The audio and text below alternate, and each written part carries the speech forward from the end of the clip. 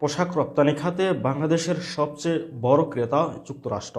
তবে গত কয়েক বছরে যুক্তরাষ্ট্রের রপ্তানির পরিমাণ বেশ কমেছে। এরপরও বাংলাদেশ সহ 5টি দেশ যুক্তরাষ্ট্র পোশাক রপ্তানির বাজারে দখল করে রেখেছে। কিন্তু কিভাবে যুক্তরাষ্ট্রের পোশাকের বাজারে এই দেশগুলো প্রতিযোগিতা করছে সেটা খতিয়ে দেখতে এবং একই সাথে এসব দেশের শ্রমিকদের কর্মপরিবেশ সহ সামগ্রিক বিষয় মূল্যায়ন করতে তদন্ত শুরু করেছে যুক্তরাষ্ট্র। যুক্তরাষ্ট্রের আন্তর্জাতিক বাণিজ্য কমিশন 5টি দেশের পোশাক খাত নিয়ে এই তদন্ত শুরু করেছে। গত বছর বাংলাদেশের শ্রম পরিবেশ, শ্রমিকদের নিরাপত্তা, মজুরি, ট্রেড ইউনিয়ন সহ নানা ইস্যুতে যুক্তরাষ্ট্র উদ্বেগ প্রকাশ করে তাগাদ দিয়েছিল এসব বিষয়ও তদন্তে প্রাধান্য পাবে। বাংলাদেশের পোশাক শিল্প মালিকরা বলেছে, গত কয়েক বছরে যে হারে উৎপাদন খরচ বেড়েছে সে হারে ক্রেতা মূল্য দিচ্ছে না। একই সাথে বাংলাদেশের পোশাক খাতের সামগ্রিক কর্মপরিবেশের উন্নতি হয়েছে বলে তারা জানাচ্ছেন। ফলে এসব বিষয় তদন্তে বিবেচনার আহ্বান জানিয়ে যুক্তরাষ্ট্রের এই তদন্ত কমিটিকে শুনানি পর্ব প্রতিবেদন দিয়েছে পোশাক প্রস্তুতকারী ও রপ্তানিকারক সমিতি বিজিএমই। বিজিএমইএ এর সহসভাপতি শহীদুল্লাহ আজিম আবার মনে করেছেন, বাংলাদেশকে রাজনৈতিকভাবে চাপে ফেলার জন্য এ তদন্ত করা হচ্ছে। একই সাথে গার্মেন্টস শিল্পের সবচেয়ে বড় ক্রেতা যুক্তরাষ্ট্র এবং বাংলাদেশ সরকার যাতে শ্রমিকদের রাজনৈতিক হাতিয়ার হিসেবে তদন্তে ব্যবহার না করে সেই বিষয়ে গুরুত্ব আরোপ করেছে শ্রমিক নেতা জলি তালুকদার। পোশাক খাতে মার্কিন তদন্ত কেন? যুক্তরাষ্ট্রে পোশাক রপ্তানিকারক বাংলাদেশ সহ 5টি দেশের আন্তর্জাতিক বাণিজ্য কমিশন ইউএসআইটিসি এই তদন্ত শুরু করেছে। অন্য 4টি দেশ হলো ভারত, পাকিস্তান, ইন্দোনেশিয়া ও কম্বোডিয়া। বাংলাদেশ সহ এই 5টি দেশ যুক্তরাষ্ট্রের বাজারে পোশাক রপ্তানিতে শীর্ষে রয়েছে। কিভাবে যুক্তরাষ্ট্রের পোশাকের বাজারে এই দেশগুলো তৈরি পোশাক প্রতিযোগিতাপূর্ণ হলো এবং কেন তা জানার চেষ্টা হবে ইউএসআইটিসির এই তদন্তে। একই সাথে পোশাক খাতের পরিস্থিতিতেও এই তদন্তে মূল্যায়ন করা হবে বলে জানান পোশাক খাত সংশ্লিষ্ট ব্যক্তিরা। ওয়াশিংটনে 7 মার্চ থেকে এই তদন্তে শুনানি শুরু হচ্ছে। বাংলাদেশের শুনানি হবে 11 মার্চ। এতে বাণিজ্য মন্ত্রণালয় ও বিজিএমইএ তাদের বক্তব্য উপস্থাপন করবেন। বাংলাদেশের পোশাক প্রস্তুতকারক ও রপ্তানিকারক সমিতি বিজিএমএ এর সভাপতি ফারুক হাসান জানান, এরই মধ্যে এ বিষয়ে ফ্রি হিয়ারিং এর রিপ্লাই দেওয়া হয়েছে। আমাদের রেসপন্স শেয়ার করেছি। ভার্চুয়ালি 11 মার্চ শুনানিতে যুক্ত হব। শুনানির পরেও 12 মার্চ পর্যন্ত লিখিত বক্তব্য উপস্থাপন করা যাবে। পরে 30 আগস্ট ইউএসআইটিসি তদন্ত প্রতিবেদনটি বাণিজ্য প্রতিনিধির কাছে জমা দেবেন। যুক্তরাষ্ট্র কেন এ বিষয়ে তদন্ত করছে সে প্রসঙ্গে হাসান বলেন, গত কয়েক বছরে বাংলাদেশের উৎপাদন খরচ বেড়েছে।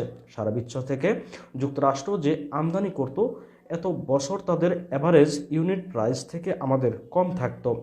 এখন আমাদের অ্যাভারেজ ইউনিট প্রাইস বেশি, কিন্তু এটা কোনোভাবেই প্রমাণ করে না যে আমরা কম দামে সেখানে পণ্য দিচ্ছি। ফারুক হাসান বলেন, এছাড়া আমাদের উৎপাদন খরচের চেয়ে পাকিস্তান ও চায়নাতে খরচ অনেক কম, কিন্তু চীন এটার মধ্যে নেই।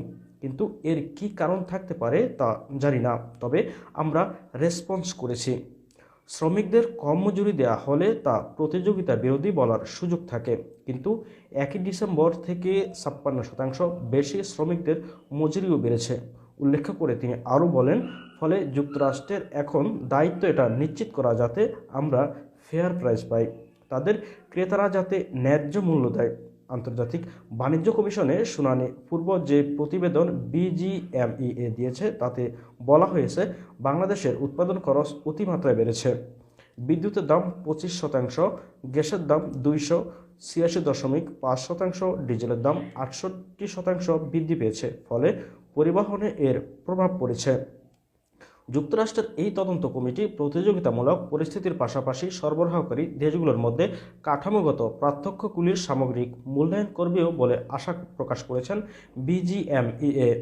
পোশাক খাত নিয়ে যুক্তরাষ্ট্রের এই তদন্তের পরবর্তী প্রভাব কী হতে পারে এমন বিষয়ে জানতে চাইলে হাসান বলেন, আমরা মনে করি না এর তেমন কোনো প্রভাব পড়বে, কারণ কোনো কালেই যুক্তরাষ্ট্রে আমরা শুল্কমুক্ত সুবিধা পাই না, এখনও নেই, আগামীতেও পাওয়ার কোনো সম্ভাবনাও নাই, তাই কোনো প্রভাব পড়বে বলে মনে করছি না। তারপরেও তাদের সাথে কথা বলতে বা আমরা এই তদন্তের উদ্দেশ্য বুঝতে পারবো। আমরাও জানতে চাই, কারণ তারা ডিটেলস কিছুই বলেনি। বাংলাদেশের শ্রম পরিবেশ সহ অন্যান্য বিষয় সুবিধাজনক অবস্থানে রয়েছে বলে মনে করছেন পোশাক খাতের এই শিল্প মালিক। তিনি আরও বলেন, আমরা মনে করছি আমরা ফেয়ার ডিল করছি, আমাদের সব কিছু প্রপার আছে, কারণ আমাদের এখানে চাইল্ড লেবার নেই, বন্দি কর্মীও নই যেটা চায়নাতে রয়েছে, বরং আমরা অনেক বেশি বেটার পজিশনে আছি বলে মনে করছি।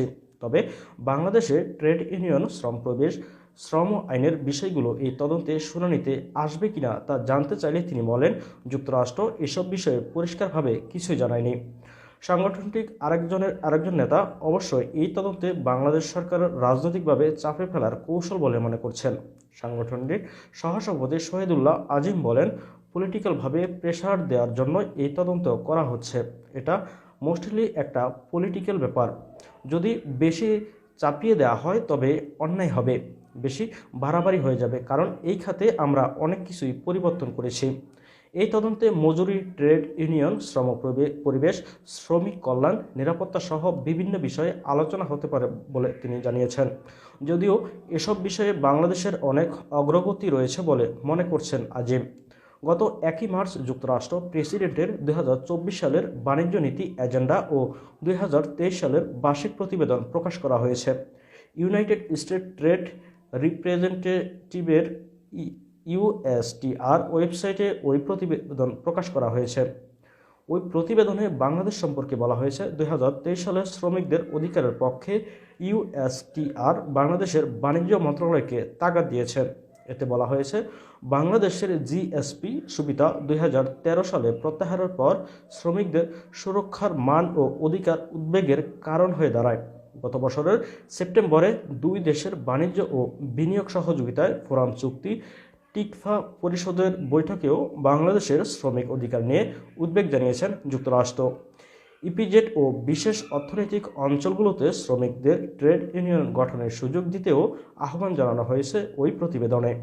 বিজিএমইএ এর সহসভাপতি শহীদুল্লাহ আজিম ট্রেড ইউনিয়নের বিষয়ে বলেন, বাংলাদেশে এই একটা বিষয়ে ঘাটতি রয়েছে, প্রত্যেকটা ফ্যাক্টরিতে ট্রেড ইউনিয়ন করা। তিনি বলেন, আসলে আমাদের তিক্ত অভিজ্ঞতা রয়েছে পাট শিল্পের জন্য। ট্রেড ইউনিয়নের কারণে ওই শিল্প ধ্বংস হয়ে গেছে, তারপরেও অনেক ফ্যাক্টরিতে এটা রয়েছে। এখন আর আমরা বাধা দেই না। যুক্তরাষ্ট্র এটা ম্যান্ডেটরি করতে চায়, এটা নিয়েও আলোচনা হতে পারে। তবে পোশাক খাতে বাংলাদেশের সবচেয়ে বড় ক্রেতা দেশ যুক্তরাষ্ট্রের এই তদন্তে যাতে শ্রমিকদের ব্যবহারের রাজনৈতিক হাতিয়ার না হয় সেই বিষয়ে গুরুত্ব আরোপ করেছেন শ্রমিক নেতারা। গার্মেন্টস শ্রমিক ট্রেড ইউনিয়ন কেন্দ্রের সাধারণ সম্পাদক জলি তালুকদার বলেন, এই তদন্তে যদি কোনো রাজনৈতিক সমস্যার সমাধানের হাতিয়ার হিসেবে শ্রমিকদের ব্যবহার করার জন্য হয় তবে সেটা খারাপ হবে। জলি তালুকদার বলেন, শ্রমিকদের রাজনৈতিক হাতিয়ার হিসেবে ব্যবহার করা যাবে না। ক্রেতা দেশগুলি কিন্তু আমাদের শ্রমিকদের সুনির্দিষ্ট মজুরির বিবেচনা করে, কিন্তু পোশাকের ক্ষেত্রে দাম বাড়ায় না। ট্রেড ইউনিয়ন, মজুরি, শ্রম পরিবেশ, নিরাপত্তা সবগুলো একে অপরের সাথে সংযুক্ত, ফলে একটা কম হলে আর একটা হুমকি হয়। যুক্তরাষ্ট্রের পোশাক রপ্তানি কেন কমেছে? মার্কিন যুক্তরাষ্ট্র কোন দেশ কোন পণ্য কত রপ্তানি করেছে ডলার হিসেবে সেটা প্রকাশ করে দেশটির বাণিজ্য দপ্তরের office of textile and apparels OTEXA সংস্থাটি হিসেবে দেখা যাচ্ছে 2022 সালে দেশটির বাংলাদেশ থেকে তৈরি পোশাক গেছে $9.72 বিলিয়ন মূল্যের, যা এর আগের বছর অর্থাৎ 2021 সালের তুলনায় 50% বেশি। তবে এটা ঠিক কোভিড-19 পরবর্তী 2021 সালের রপ্তানি কম ছিল, কিন্তু 2022 সালে $9.52 বিলিয়ন রপ্তানি হলেও 2023 সালে সেটা না বেড়ে বরং কমেছে। 2023 সালে রপ্তানি হয়েছে $7.29 বিলিয়ন। সুতরাং এক বছরে রপ্তানি কমেছে প্রায় $2.5 বিলিয়ন বা 25%। যুক্তরাষ্ট্রে শুধু বাংলাদেশ থেকেই পোশাক রপ্তানি কমেছে বিষয়টি এমন নয় বলে মনে করছেন বিজিএমইএ এর সভাপতি ফারুক হাসান। তিনি বলেন, যুক্তরাষ্ট্রের রপ্তানি যেটা কমেছে এটা এমন না যে বাংলাদেশ থেকেই কমেছে, বরং ওদেরই আমদানি কমেছে বলে এটা হয়েছে। কারণ গত বছর ও আগের বছর উচ্চ মূল্যস্ফীতির কারণে সুদ হার সারা বিশ্বেই বেড়েছে, ফলে মর্টগেজও বেড়েছে, তাদের ক্রয় ক্ষমতাও কমছে। তবে এবছর রপ্তানি পরিস্থিতি আরও ভালো হবে বলে আশা প্রকাশ করেছেন হাসান। তিনি আরও বলেন, জানুয়ারি এবং মার্চে এক্সপোর্ট ভালো হয়েছে, ইনফ্লেশন এবং এখন থেকে কমে এসে ফলে আশা করছি আগামী মে বা জুন মাস থেকে সারা বিশ্বেই সুদের হার কমানো শুরু হবে, তখন মর্টগেজ কমে আসবে, ক্রয় ক্ষমতাও বাড়বে। হাসান আরও বলেন, ইউএসএতে আমাদের এক্সপোর্ট কম হয়েছে এটা সত্যি, কিন্তু ইউএসএ নিজেরাই আমাদের এক্সপোর্ট বা আমদানি কম করেছে।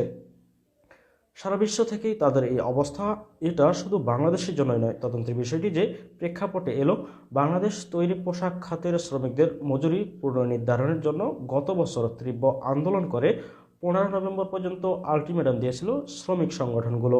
এ সময় আন্দোলনে সম্মিলিত গার্মেন্টস শ্রমিক ফেডারেশনের সদস্য ও শ্রমিক রাসেল হাওলাদারের নিহত হওয়ার ঘটনা তীব্র প্রতিক্রিয়া জানায় যুক্তরাষ্ট্র। দেশটির পররাষ্ট্র দপ্তরের মুখপাত্র ম্যাথিউ মিলার শ্রমিক ও ট্রেড ইউনিয়নের উপর দমন নিপীড়নে উদ্বেগ প্রকাশ করেন। ম্যাথিউ মিলারের বিবৃতিতে শ্রমিকরা যাতে সহিংসতা, প্রতিশোধ বা ভয়ভীতি, হুমকি ছাড়াই সংগঠনের স্বাধীনতা ও দর কষাকষির অধিকার প্রয়োগ করতে সক্ষম হয় তা সরকারকে নিশ্চিত করার আহ্বান জানানো হয়। এরপর 8ই ডিসেম্বর মার্কিন যুক্তরাষ্ট্র পিটার হাস ঢাকার তেজগাঁওয়ে এক অনুষ্ঠানে তৈরি পোশাকের খাতে শ্রমিকদের অধিকারের বিষয়টি যুক্তরাষ্ট্রের অগ্রাধিকার বলে উল্লেখ করেন। শ্রমিকদের জীবন মান উন্নয়নের মজুরি নিয়েও তিনি কথা বলেন। এরই মধ্যে 13ই নভেম্বর সরকার পোশাক শ্রমিকদের ন্যূনতম মজুরি 12,500 টাকা নির্ধারণ করে গেজেট প্রকাশ করেন, যা 1 ডিসেম্বর থেকে কার্যকর করার কথা রয়েছে। একই সাথে গত বছরের নভেম্বরের মাঝামাঝি মার্কিন প্রেসিডেন্ট জো বাইডেনের তরফে বৈশ্বিক শ্রমনীতি ঘোষণা করে দেশটির পররাষ্ট্রমন্ত্রী অ্যান্টনি ব্লিংকেন। তিনি আর বলেন, বিশ্বজুড়ে যারা শ্রমিক অধিকার হরণ করবে, ভয়ভীতি দেখাবে ও আক্রমণ করবে, তাদের উপর বাণিজ্য ও অন্যান্য নিষেধাজ্ঞা দেবে যুক্তরাষ্ট্র। এরই মধ্যে ফেব্রুয়ারিতে 3 দিনের সফরে যুক্তরাষ্ট্র পররাষ্ট্র দপ্তরের দক্ষিণ ও মধ্য এশিয়া বিষয়ক deputy assistant secretary Afrin Akter সহ শীর্ষস্থানীয় কর্মকর্তারা বাংলাদেশে আসেন। এ সময় বিভিন্ন রাজনৈতিক সংগঠন, বিশিষ্টজনের পাশাপাশি তারা শ্রমিক সংগঠনের নেতাদের সঙ্গে বৈঠকও করেন। ওই বৈঠকে বাংলাদেশের শ্রম আইন, ট্রেড ইউনিয়ন, কর্মপরিবেশ সহ বিভিন্ন বিষয়ে তারা আলোচনা করেছেন। দীর্ঘদিন ধরে বাংলাদেশের শ্রম পরিস্থিতি, শ্রমিকদের জীবনমান সহ সামগ্রিক বিষয় নিয়ে উদ্বেগ জানিয়ে আসছেন যুক্তরাষ্ট্র।